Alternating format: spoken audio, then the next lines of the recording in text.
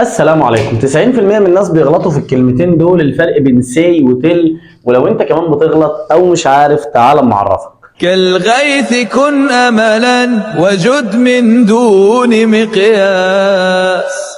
بص يا غالي، say something تقول حاجة بدون داعي المفعول، يعني ما بتجيبش الشخص اللي انت بتقول له، فبتقول I want to say something، انا عاوز اقول حاجة يا جماعة، او she said hello قالت لي اهلا او مرحبا. اما tell someone مع مفعول، لازم الشخص اللي هتقول له I want to tell you something، انا عاوز اقول لك انت حاجة، في شخص هيتقال له هنا الكلام، او he told me the truth قال لي الحقيقة وعرفني كل حاجة. يعني مثلا باختصار لما تيجي تقول say the truth تقول ايه؟ قال الحقيقة. اما لما تقول tell me the truth قال لي الحقيقة، ما ينفعش تعكس وتقول say me، ولا تعكس وتقول tell وتقول الحقيقة على طول، لازم هنا مراعاة السياق. يعني مثلا باختصار say بتقول كلام، اما tell بتقول كلام لشخص ما. say بتركز على الكلام نفسه، اما tell بتركز على الشخص اللي هيتقال له الكلام.